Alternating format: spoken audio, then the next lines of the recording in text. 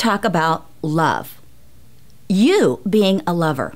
You know, I've done some research and I have found that there are 3 general types of lovers on a continuum.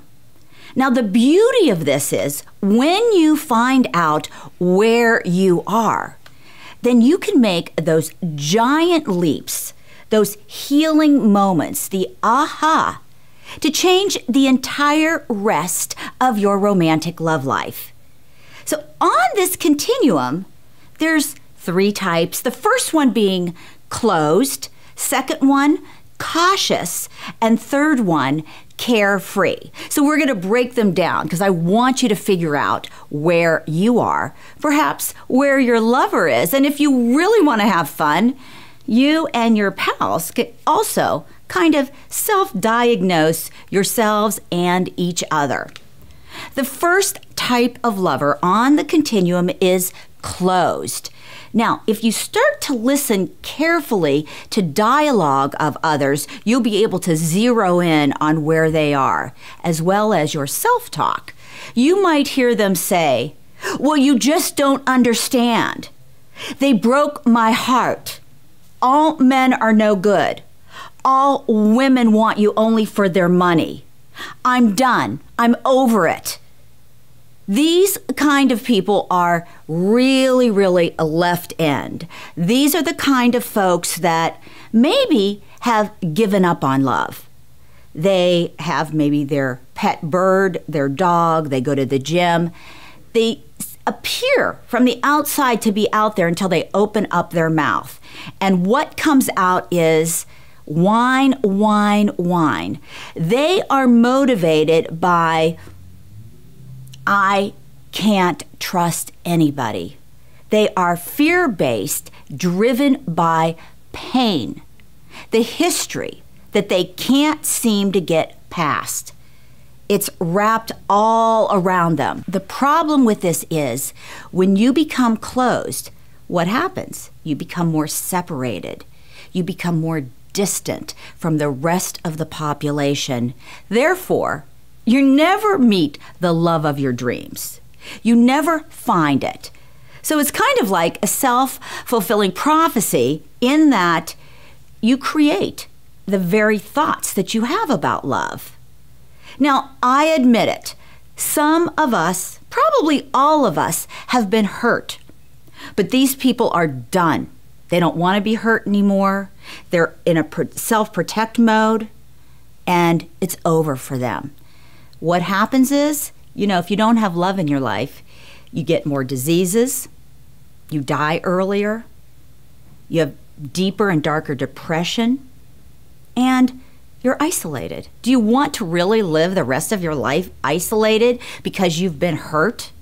So let's move on the continuum. Maybe you're not closed, but I think most of us are in this next, that medium range, the average range of lovers. Maybe you're a cautious lover. And your mantra would be, what's in it for me? These people keep one foot in the door and one foot out. They may be married. They may be engaged. They may be in a long-term relationship, but they're not really there because they're always searching around. Oh, let me see. Their personality might be things like they're kind of shallow. They're liars. Their energy is more manic because they're always placing their bets, hedging from one opportunity to the next. They may be a serial dater, a serial cheater. They are more likely to break your heart because they pretend that they're a lover. You know, at least the closed people are done. They're not loving anybody, and their energy is down and depressed and bitter and jaded, like the old people at the grocery store that argue over paper or plastic bags. You know, you can kind of just feel them and you back away. Oh, the cautious lovers aren't like that. They may reel you in, but they're not available. They're just as closed and just as done with love as the far left. Now, the optimum of this, the one that you want to be in, the one that has hope, the one that's energized, is the carefree lover. Now, by that, I don't mean that they have risky behaviors, that they're loose, that they sleep around. If anything, that would be more of the cautious group. But these are the ones who are open. They don't live in the past. They don't judge themselves too harshly, and they don't judge people around them harshly. They're open. They're alive. They're willing to take the risk. I mean, what do they have to lose? Being cautious? I don't want to be cautious lover. I don't want to be unable to commit. I definitely don't want to be closed and down and gray and dismal. That's why finding out where you are in this continuum is so important for you. Because only when you realize where you are can you make those changes. Be carefree. Be forgiving. Learn to laugh. Have a welcoming smile. You know, the most beautiful thing any of us can wear is a warm, inviting smile. It says, come close. My guard isn't up.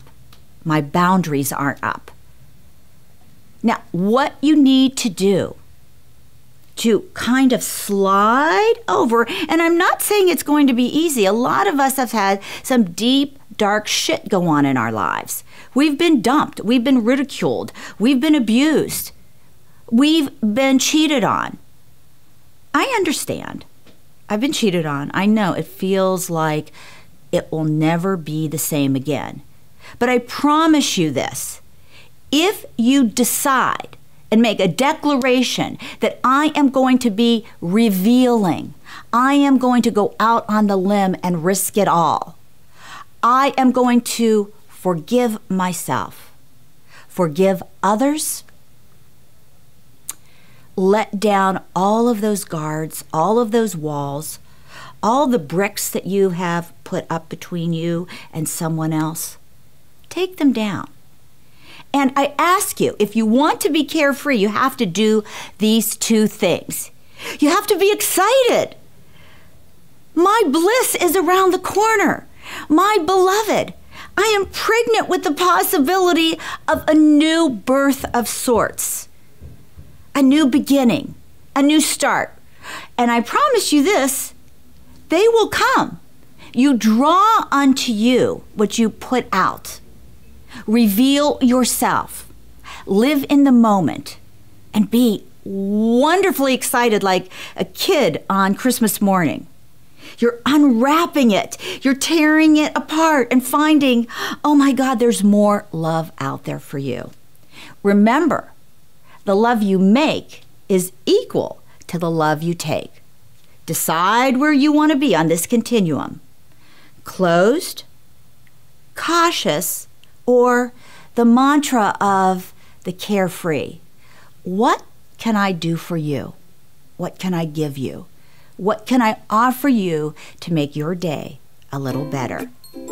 See you again next week on Cozy Couch with April K. Ciao.